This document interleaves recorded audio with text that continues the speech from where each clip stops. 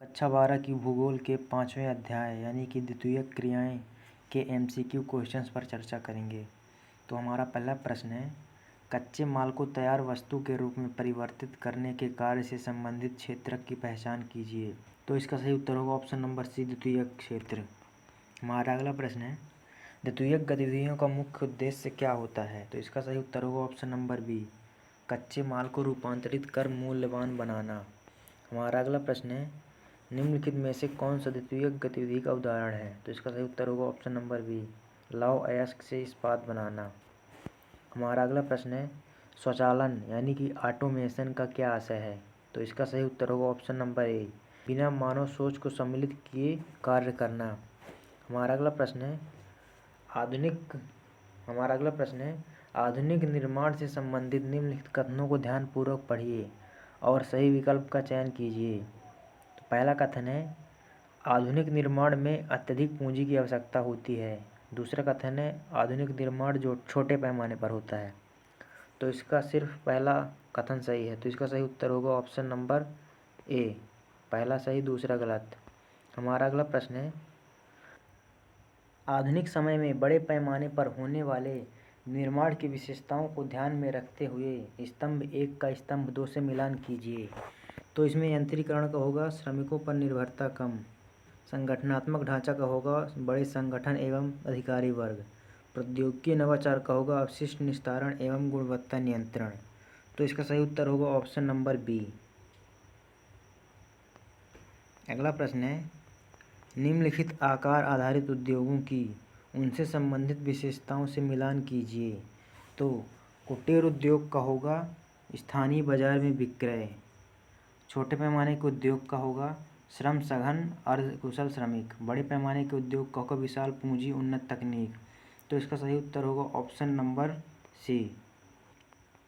हमारा अगला प्रश्न है, आधारभूत उद्योग का उदाहरण है। तो इसका सही उत्तर होगा ऑप्शन नंबर बी, लौह इस्पात उद्योग। अगला प्रश्न है, भारत में सार्वजनिक क्षेत्रक का क्या अर्थ है। तो इसका सही उत्तर होगा ऑप्शन नंबर बी, सरकार के अधीन उद्योग।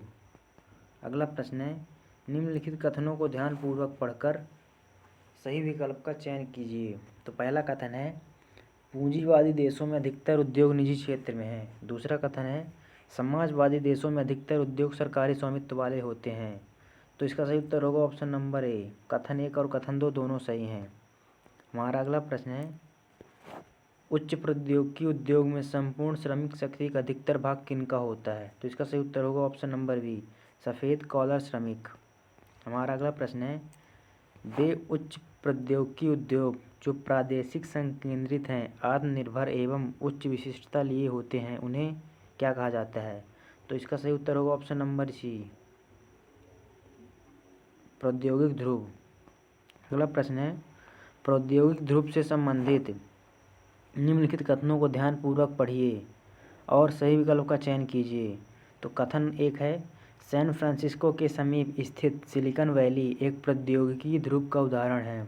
कथन 2 है, सिएटल के समीप स्थित सिलिकॉन फॉरेस्ट भी एक प्रौद्योगिकी ध्रुव है। तो इसका सही उत्तर होगा ऑप्शन नंबर सी, दोनों सही हैं।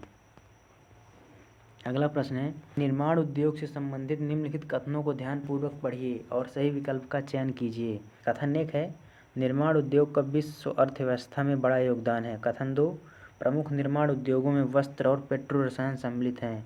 तो इसका सही उत्तर होगा ऑप्शन नंबर ए, कथन 1 और कथन 2 दोनों सही हैं। अगला प्रश्न है, नीचे 2 कथन दिए गए हैं, ये अभिकथन और कारण है। दोनों कथनों को ध्यानपूर्वक पढ़िए और सही विकल्प का चयन कीजिए।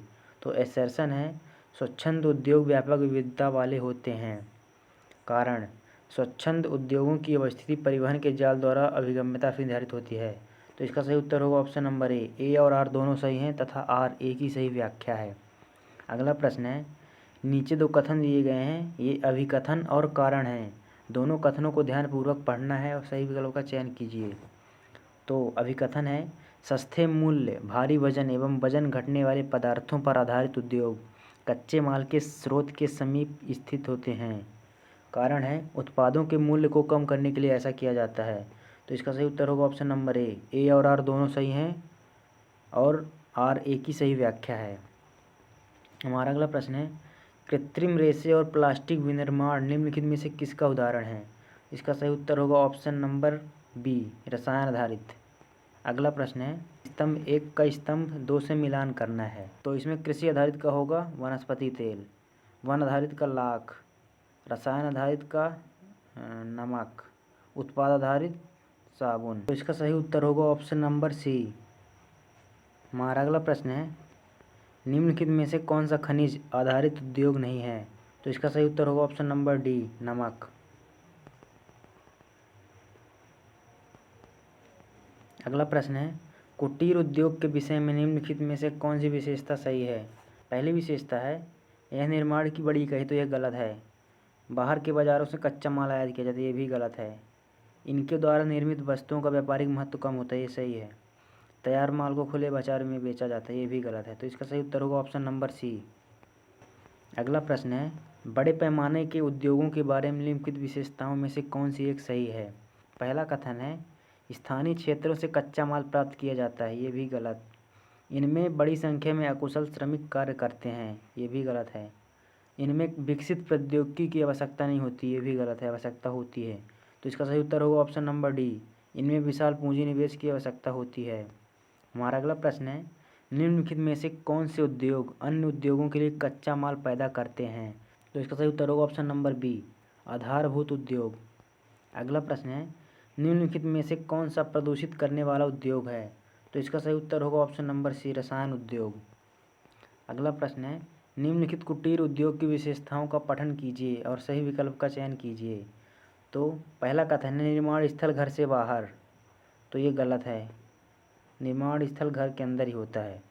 यह निर्माण की सबसे छोटी इकाई, ये सही है। स्थानीय कच्चे माल का उपयोग, ये भी सही है। साधारण औजारों का उपयोग, यही सही है। तो इसका सही उत्तर होगा ऑप्शन नंबर बी, केवल सेकंड, थर्ड और फोर्थ सही हैं।